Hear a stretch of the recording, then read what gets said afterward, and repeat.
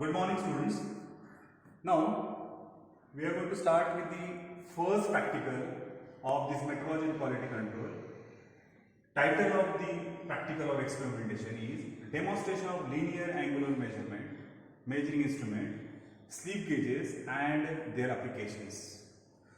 The apparatus which are required for this practical are steel rule, vernier caliper, micrometer, slip gauges, sign bar, bevel protector, vernier head gauge and sign center.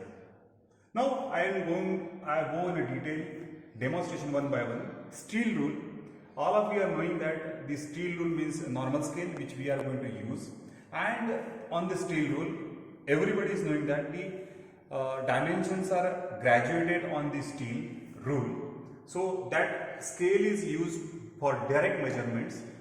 Then vernier caliper, micrometer are the linear measuring instrument which are used for giving the detailed dimensions, which is normally not getting the dimensions of any object with the steel rule, because steel rule gives only a dimension in digit, but this vernier caliper and micrometer, they are giving the dimensions in the digit format. Now I am going to go in a detail of linear measuring instrument. So linear measuring is for every measuring instrument measurement. The measurement is categorized into two. First is your linear measurement and then angular. So now, as far as the linear measurement is concerned, I have already discussed the steel rule. Linear means direct contact with the instrument objects, and then we are getting the dimensions. So the instrument which we are going to use are the steel rule, vernier caliper, micrometer and slip gauge. And then angular measurement or in angular measuring instruments are sign bar, angle gauge, bevel protector. Now before going to this or before switching to the actual demonstration, one should understand the vernier caliper and the list count of the vernier caliper. Then second is micrometer and its list count. Now we will go in a detail what exactly the importance of this list count in this linear measuring instrument. Now coming back to the first demonstration of the category of linear measuring instrument is vernier caliper. Now I am going to go in a detail of what exactly the parts of the vernier caliper. So this part is a depth gauge. This is fine adjustment for the vernier scale. This is the lock nut. This one is the lock nut. These are the jaws, upper jaws, which are going to use for the internal dimensions measurement, and these are the outer jaws for outer dimensions measurement. So out of this vernier scale, these jaws, the set of these upper and lower jaws, these jaws on this L-shaped frame is fixed, and the second set of the jaw which is connected with the vernier scale is floating or movable, and we can take the reading with the help of these movable jaws. Now you are going to see these are the small dimensions graduated on this main scale. So this is our main scale and this is your vernier scale. Graduation means small engraved portions with 0.5 mm distance is spacing inside these graduations, and on the vernier scale total number of divisions are engraved on this vernier scale, and this is connected with this movable jaw, and we can take the reading with the help of this. Now total number of divisions on this vernier scale engraved are 50 number of divisions. Now again question comes, so what is the list count? What is the minimum dimension which can be measured with the help of this vernier scale? So that is my minimum dimension to be measured, which we cannot measure in the steel rule. So as I already discussed in the previous discussion of the steel rule, we are getting only one value, but here in this case we are getting the values after the digit. Okay, so this is very important, by which we can get the correct readings. Now what is the list count? What is the smallest division which we can measure with the help of this? So there is one formula for list count, smallest division on the main scale. So it means that there are the divisions which are engraved on this main scale. So smallest division on the vernier scale, smallest division on the main scale upon total number of division on the vernier scale. So this is the set where the entire total number of divisions on the vernier scale are engraved, and they are 50. So what is the least count? 1 upon 50 means smallest division means 1 mm on the vernier scale is divided by 50 number of divisions on the vernier scale. So that comes around your 0.02 to 0.02 mm. So this is the least count for this vernier scale. Second linear measuring instrument is the micrometer.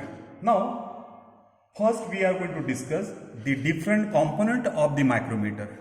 So normally what we are doing, we are going to use to measure the dimension in this way.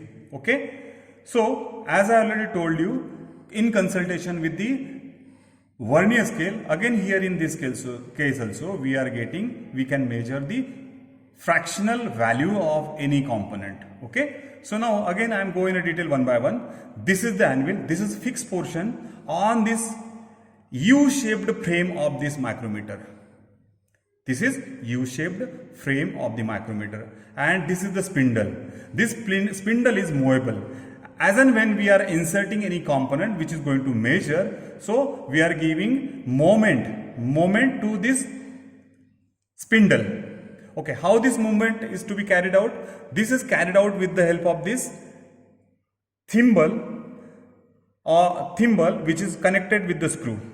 Now on this thimble there is a barrel. On the barrel there is a main scale, and on the thimble the divisions are engraved. Now again question comes, sir, how to measure the least count of this? Now the one rotational moment of this is equal to the pitch of the screw which is mounted inside the main scale.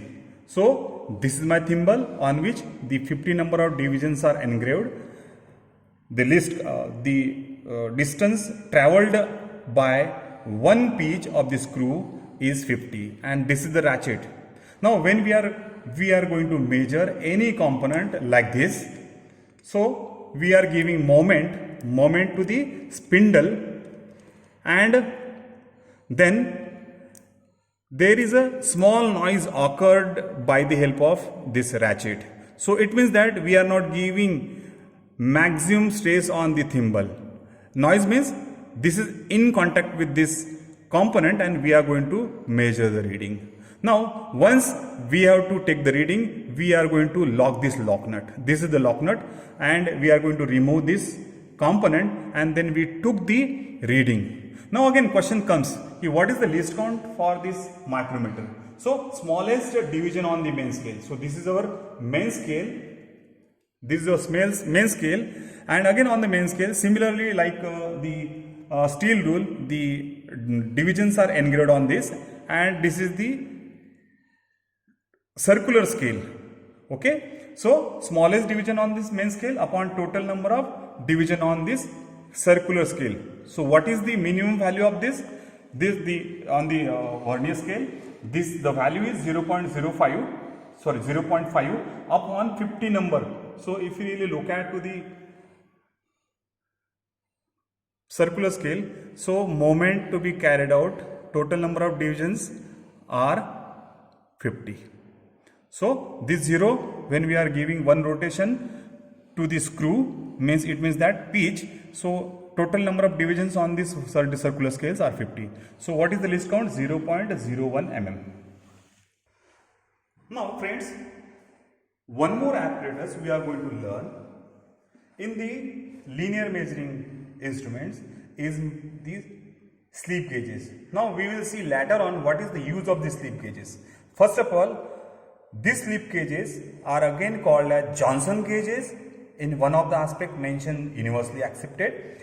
Now this is the entire slip gauge box, and this slip gauge box is graded into 5 different grades. Okay, so what are the 5 different grades? The slip gauge are graded as a grade 2 type of the slip gauge, grade 1 type of the slip gauge, grade 0 type of the slip gauge, grade 00 type of the slip gauge, and the last is calibration grade of the slip gauges. Now as per as this set is concerned, as normally grade 2 is going to use in the actual workshops or in the experimental purposes. So in our college, this is called as a grade 2 type of slip gauges. Now I am going to use one slip gauge. So this is the slip gauge.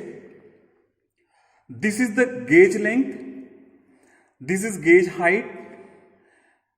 Then these are the side faces, okay, or measuring faces in the slip gauges.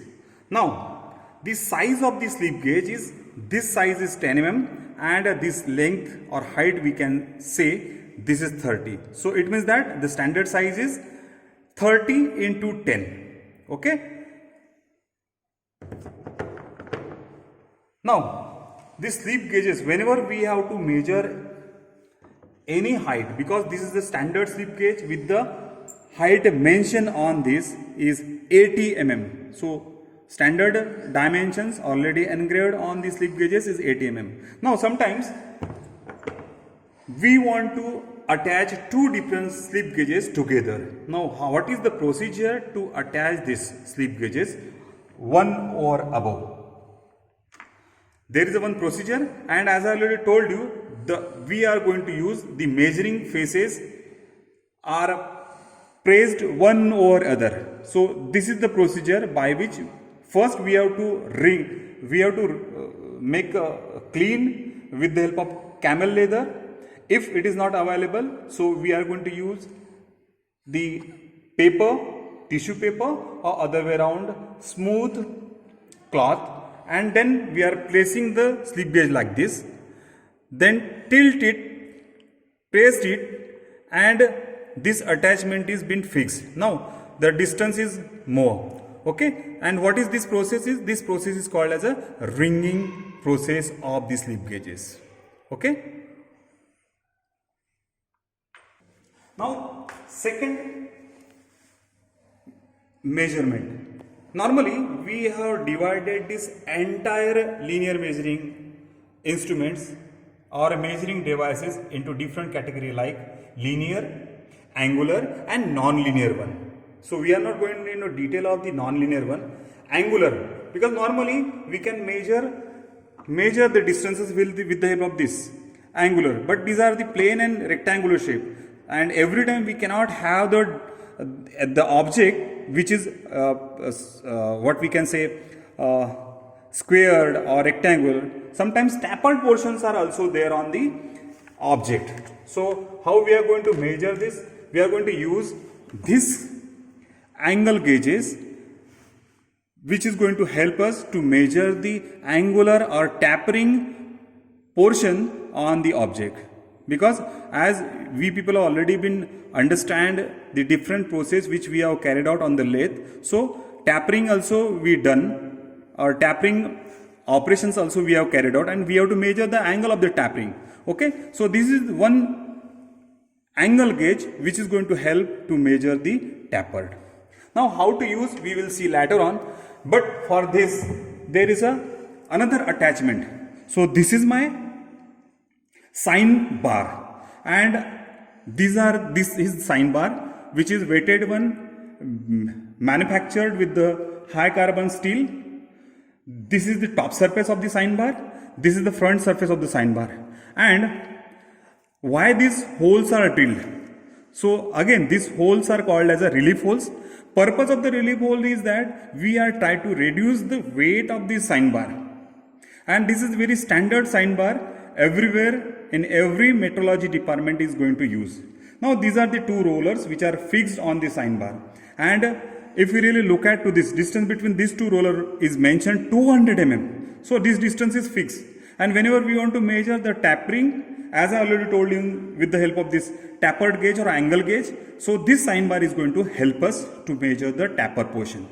So this distance is known to us 200 mm, and whenever we are going to use this, so we are going to use the trigonometrical formula when to measure the tapered. Now trigonometrical formula everyone is knowing. This is my standard distance between this center to center of these two rollers. This distance is 200, and if I am going to use that, friends, now to measure any. Student friends, now how to use this sine bar? There is a particular process to measure the taper gauge. We have to use the flat surfaces. There are two different. One is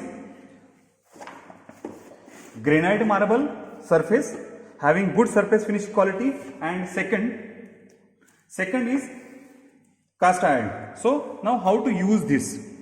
First, this is surface plate of granite marble, and why we are going to use? Because this is matching the environmental temperature of the metallurgical lab. So mostly in almost all cases everybody is using this granite marble surface plate. Now how to measure the tapered one? So as I already told you, we are going to use the trigonometrical formula for measuring any tapered portion of the sine bar.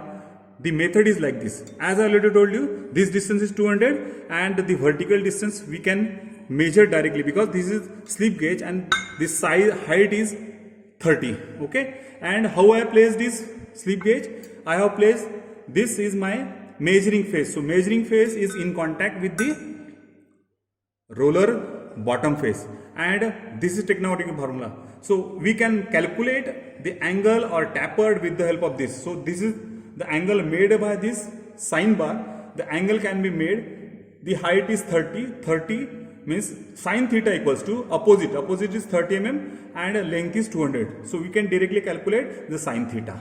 Okay, so by this method we are going to measure the tapered angle. And as I told you, sometimes the tapered angle is on a higher side, so we are going to use another slip gauge. We are placing with the help of the ringing method and again placed it. Then the height is going to change. We are going to use sine theta equals to opposite height upon the hypotenuse. So we are getting the value of the tapered angle. To conclude the first experiment, demonstration of linear and angular measuring instrument, slip gauges and their applications. Now, so we have seen the applications of all these instruments. Slip gauges, then your micrometer, then vernier caliper. This is the spirit level.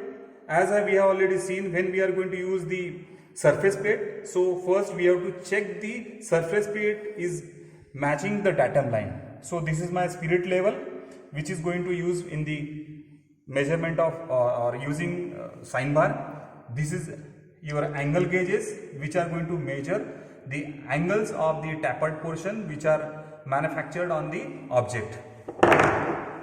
Then this is your sine bar, two rollers. Then this is top face of the sine bar, relief holes. So altogether you are going to understand the all parts which we have used for the measuring purposes.